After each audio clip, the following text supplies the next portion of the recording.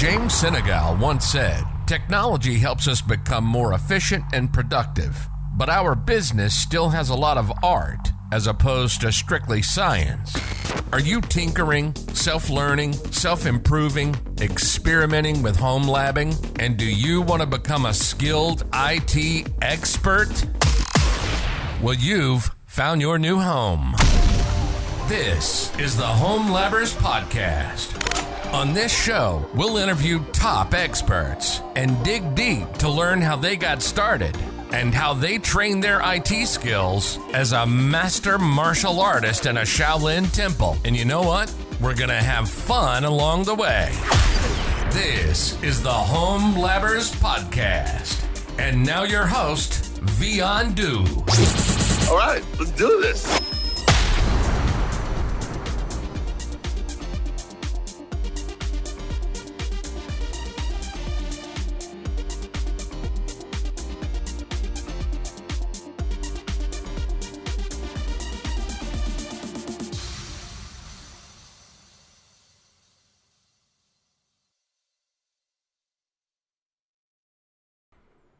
Peter, welcome to the podcast. So excited to have you on the podcast. Thanks. Excited to be here. Before we dive into the home lab topic, tell us a little bit about yourself. Sure. My name is Peter Kieren. I'm based in Calgary, Alberta in Canada, which is pressed up against the lovely Rocky Mountains. People might know it by its proximity to Banff, Alberta, a very famous, picturesque mountain town. About an hour away from my house. I currently work for VMware. I've been with them for about 6 years. I am a staff cloud platform architect with them, meaning I take care of all of their multi-cloud and VMware Cloud Foundation pre-sales opportunities, particularly across Canada today. So I've been in the IT industry since 1991, and I've been home labbing probably since the late 90s. So lots of experience and lots of fun. How did you get started with home labbing, and where did you get the idea? Well, it was interesting. I was working as a consultant back in the late 90s, and I needed to get certified. I needed to get certified to be able to work in a certain environment at one of the oil and gas companies. So I ended up buying someone's old lab that they had. It was a 42U rack with IBM Shark fiber channel array with four U HP boxes with 4 processors each, with a whopping 32 gigs of RAM each, which was huge at the time. And I think I paid a ridiculously low sum because it was taking up so much power in the guy's house that he just wanted to get rid of it. So I ended up with a 42 rack full of gear, and lo and behold, every time you turn it on, it cost me about $200 of power, it seemed. So I didn't run it constantly, but I did run it for my learning capabilities. So learned a lot about fiber channel configuring, all of those sorts of fun things, and ended up getting my VCP out of that way back when. I was actually I think my VCP number was 1305. So it was one of the first crews through the VCP journey. So that was my impetus to get started in home labbing. And it's kind of grown from there. And I've been on and off trading down in capability probably, but trading way down in power capability. So I've been basically trying to keep my home lab under a certain amount of wattage power. So that's kind of been my main. What was your first home lab project?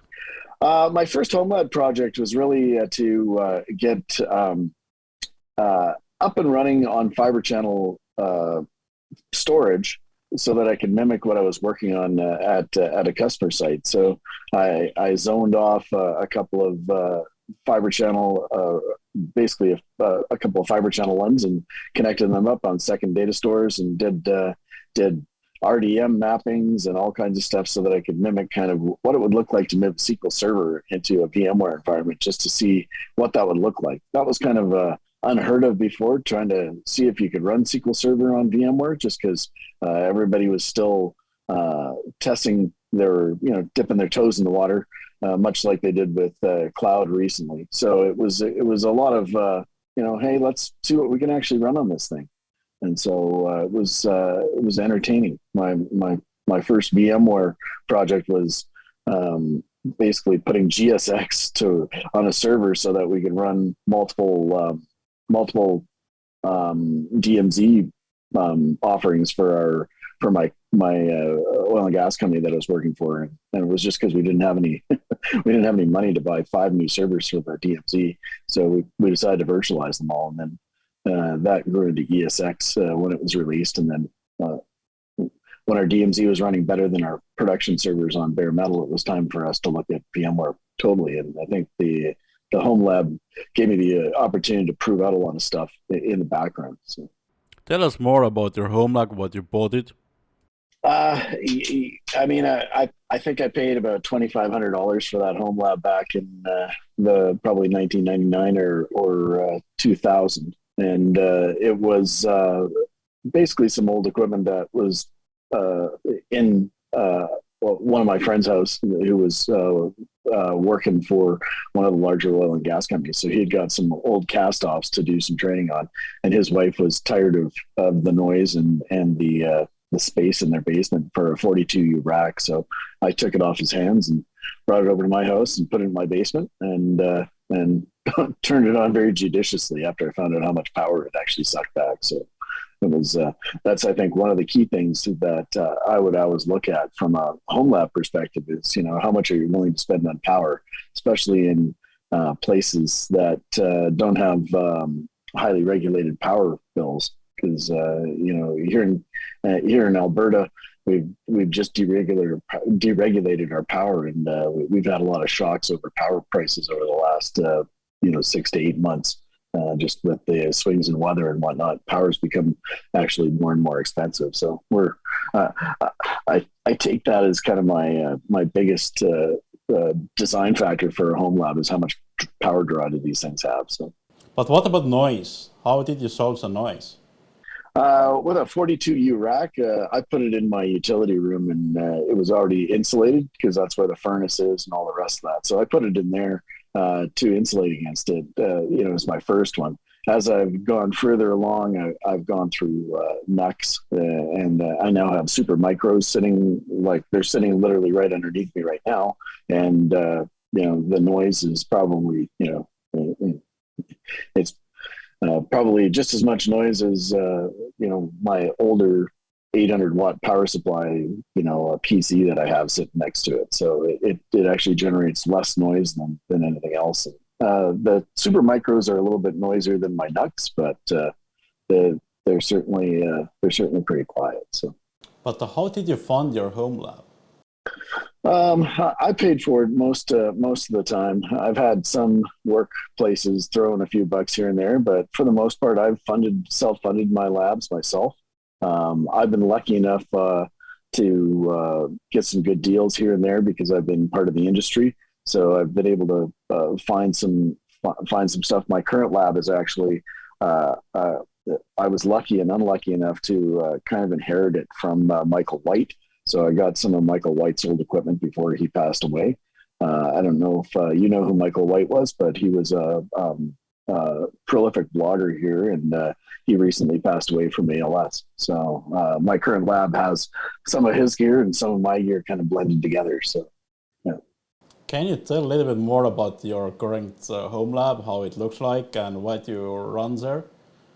Sure. Yeah, absolutely. So I've got 4 super micro TN4T super micro boxes, which are kind of little mini towers. And I'm running a 4-node vSAN on them, which has 2 terabytes of vSAN storage capacity and 2 disk groups with 500 gig drives, NVMe drives being the cache drives, and SSD SATA drives being the SATA drives. And they're all connected back into a 10 gig Unify switch.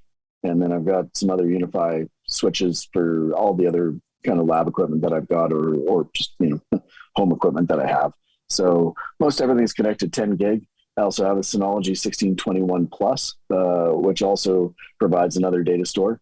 That's more for my longer term storage of backups and recoveries, but it's also when I'm rebuilding, because I'm constantly rebuilding, because I might try out one thing or another in the lab as I work for VMware. and I cover off VCF.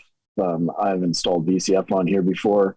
Currently, it's I'm just prepping it to start doing some testing with Tanzu Kubernetes Grid, or TKG. So I've just recently rebuilt the lab so that I can do some integrated vSphere with Tanzu integrated design, so I can start playing around with the Kubernetes stuff in there. So I've done everything from automation projects, VCF, all of those sorts of things. And really at the heart of it, I try and run everything on the vSAN platform just so that we can try and keep everything under a VMware construct, since I do work for VMware. So, how much knowledge have you gained while you having a home lab? Well, I think part of the reason that it's really nice, as a technology expert, you always want to keep your skills to some extent as sharp as possible.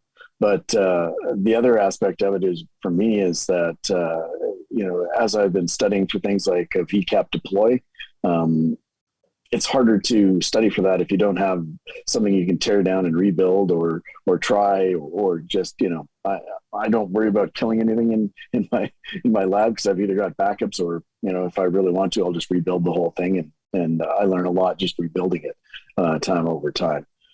For example, I just have recently moved. When I rebuilt this, the last time, I actually purchased a whole bunch of hard drives to move off SD boot or USB boot, because I was having USB keys fail left, right, and center after I moved to U2.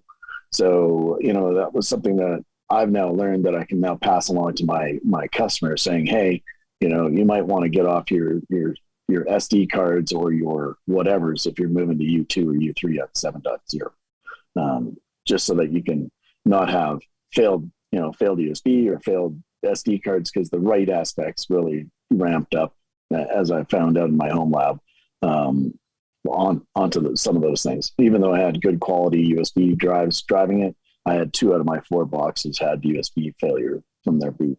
So that was time for me to rebuild the lab. I rebuilt it with the 500 gig drives. So, what is the most memorable home lab story you like to share? Well, it's funny. So in 2006, my house burnt down, and so one of the only recognizable bits left in my house was the 42U rack. So as a home labber, I had actually put a rider in my insurance on my home lab, and I ended up getting a significant insurance payout for my home lab, and they rebought me a whole bunch of equipment at new prices, because of the way I'd structured my insurance contract. So I ended up with a much better, quieter, faster lab than I had before, that drew a whole ton less power after my house had burnt down. It was funny that the 42U rack was one of the only recognizable things. I couldn't find my refrigerator, but I could find a 42U rack. So, all the equipment, of course, perished, but yeah, it was the 42 rack really was one of the most memorable parts about that. My wife was going, "What's that in the rubble of her house?" I'm going, "And that's the server rack that was in the furnace room." She's going, "Wow, that thing survived." I'm going, "Yep, pretty much that's the only thing that was recognizable out of our house fire." So that was a memorable home labbing event, even though it was a disaster. It kind of brought some levity to the situation. So, but what was the reason your house got fire? The house next door was under construction, and an arsonist torched it at 2 a.m. So we were lucky to actually get out of our house with our life, because basically my house was on fire before we even knew it was on fire. We were lucky that a neighbor who sorts mail was driving by on his way to work and saw smoke coming out of the house next door and banged on our door and got us out. So we would have probably died had that person not knocked on our door. So, do you have more scary or funny home lab stories besides that one? I think we all have lots of fun home lab stories where you're playing around and you accidentally delete something and it's catastrophic. I'm no stranger to that game. I think I've probably killed. I've unmounted a data store accidentally and wiped out a 70 user VDI environment I was testing. So I deployed a big, huge pool of VDIs and and was doing a big test lab on it. And I was going to just disconnect one of my data stores so that I could mount a separate data store on another one of my NASs. And I disconnected the store that had all of my VDIs, so which caused me to have to rebuild almost the entire lab, which was, it's always fun when you do that. So I think, from a catastrophic or a funny story, those are always fun moments when you kind of go, damn, that's right. I should probably treat this more like a prod environment and be very careful when I'm deleting or changing or just playing around with things. I run my Plex server on it, and more than once I've killed my Plex server and had to go to a backup on it. So, what do you also think about you when they see your home lab? I think, for the VMware folks, they're always like, oh, that's cool. What do you have? For, people who walk by my office and they're going, what are all those blinky lights underneath your desk? And, I'm like, well, I like keeping warm in the winter. So this is like my heating section because it's literally just sitting under my desk. So, I've got basically 4 servers on the floor with a couple of racks and a whole bunch of networking gear. And everyone's like, wow, that's a lot of cables under there. And I'm going, yeah, well, that's just the way it rolls. So, yeah. What is a home lab for you? For me, it's just, it's a place where I can hone my skills, number one. But number two, I actually do run things I actually use day to day on there. I have a home assistant that does some home automation that runs.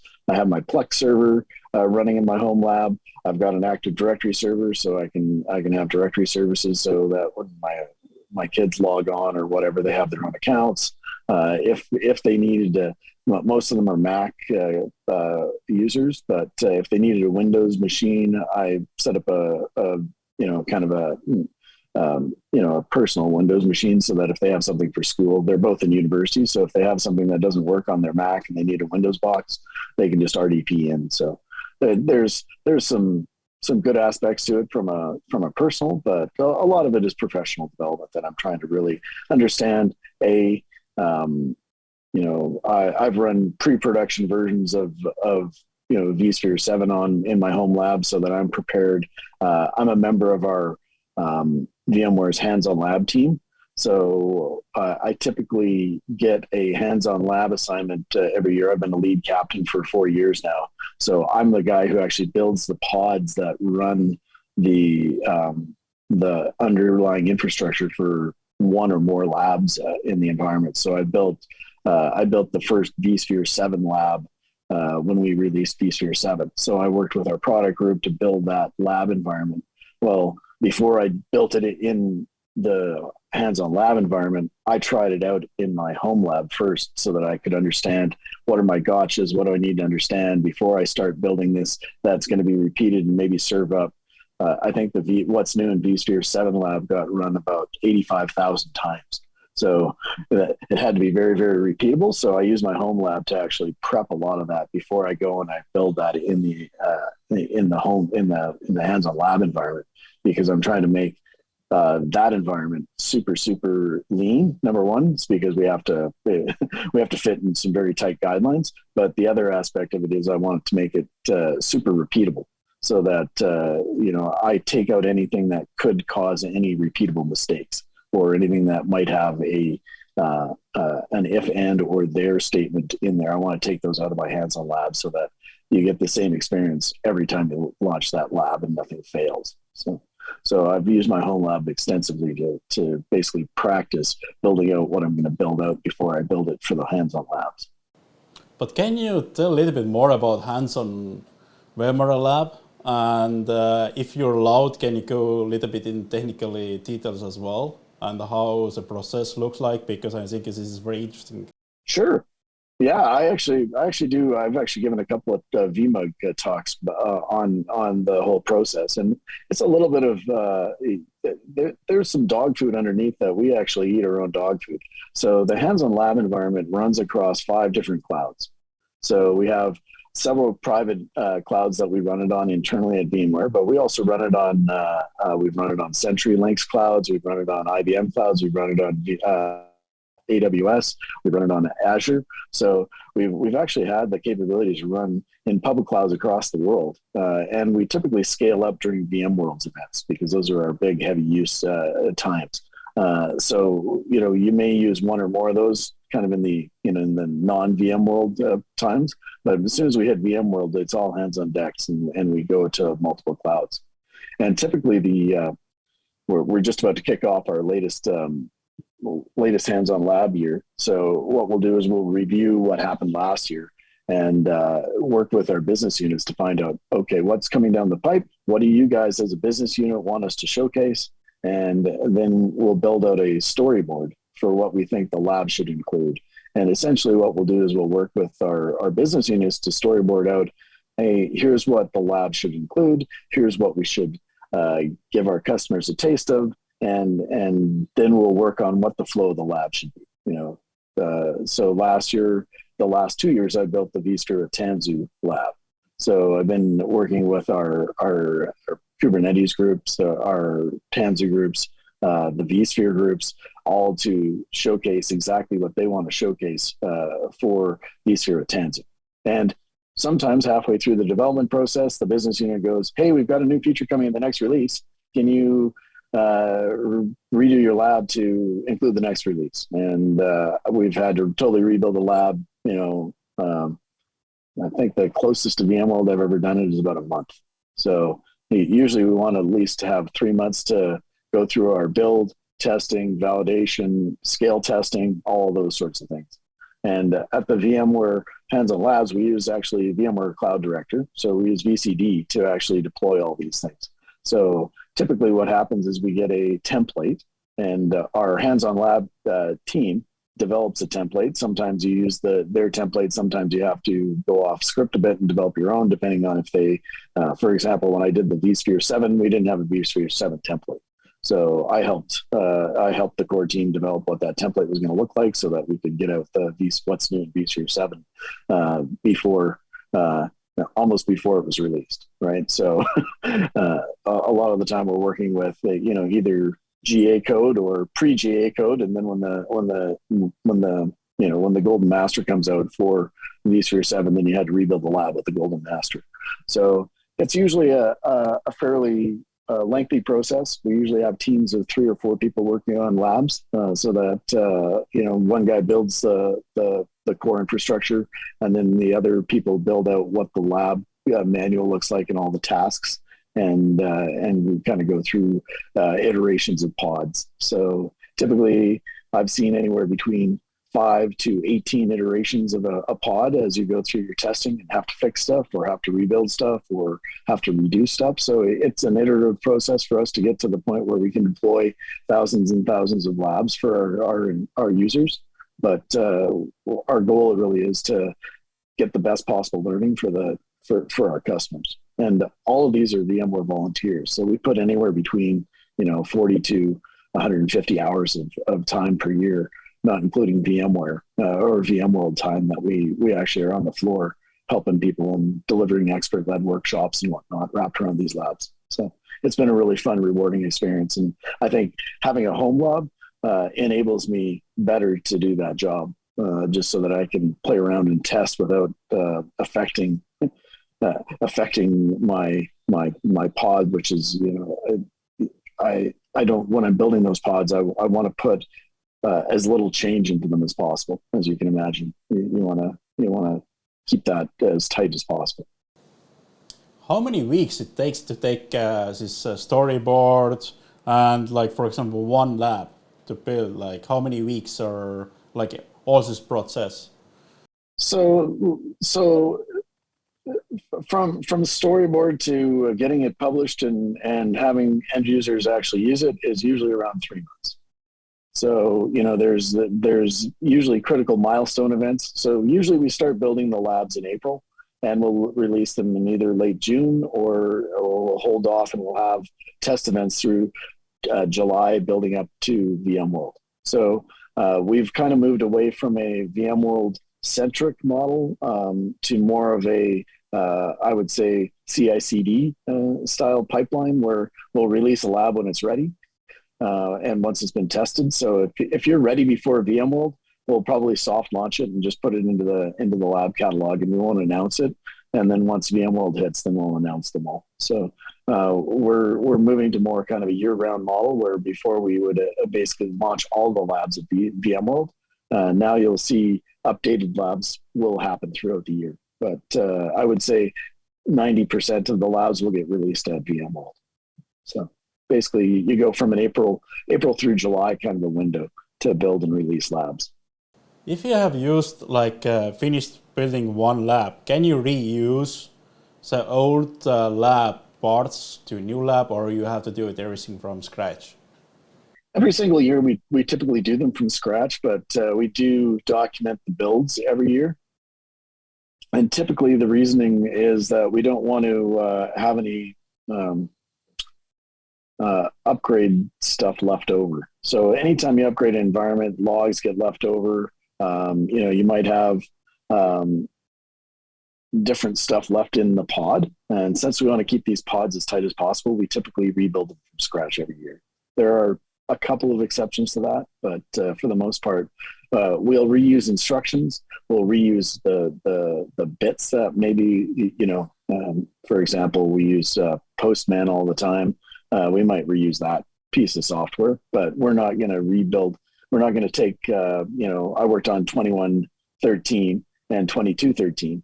I rebuilt those from scratch each time. I didn't take the 2113 lab and rebuild it for 2213 and just upgrade it through the process to get the latest bits. No, we'll rebuild from scratch. So, and the reason being is you just don't want to have any leftover bits from any upgrades. And because we run very lean ESXi hosts, upgrading the vCenter particularly can be a challenge, just because we don't have enough scratch space or enough space in those VMs themselves to even go through the upgrade process. So there are different carbon black and forensic labs. Can you tell about a little bit more about this? I haven't been involved in the carbon black, but yeah, there are. We do set up a whole bunch of different labs for carbon black for our cloud services, and some of those are slightly different because they're more interactive. So, all of our labs, by the way, are 100% interactive. The great thing about them is you can play around in them and go off script. You can do whatever you want. They're a vSphere environment. So with carbon black particularly, we probably have a little bit more. They had their own style of labs when we acquired them for allowing people to kind of play in a security sandbox. So we've kind of followed along with their lab directions, but we're bringing them more into our kind of our fold and how we do labs as well. So anytime you have acquisitions like that, it's always a little bit of a challenge, but those labs are excellent as well, especially the ones where you get to play around. So. If I want to build a malware forensic lab, and how to build a safe sandbox? A lot of the time, you really want to have a very secure private network that you would instantiate wrapped around some of that so that you can't let anything escape. So you'd have a jump box that could only communicate in there, and that way you can basically secure your network wrapped around that. So if you are playing with things like malware, you'll want to definitely have a segmented network that doesn't basically talk to anything else. And then you just have a jump box that can hop into that environment. Where did you get the idea to buy a home lab? Well, I think the idea for me to start buying a home lab was, a guy I was working with, he had the lab and he had used it for a lot of his studying to basically get his VCP and do a lot of that because, back 20 years ago, VMware was a brand new technology. And there wasn't a lot of capability for, a corporate. And then I was an independent consultant. I didn't have access to a corporate lab or anything to play around with these sorts of things. So for me, it was, I wanted to build out my own personal business and my own personal brand.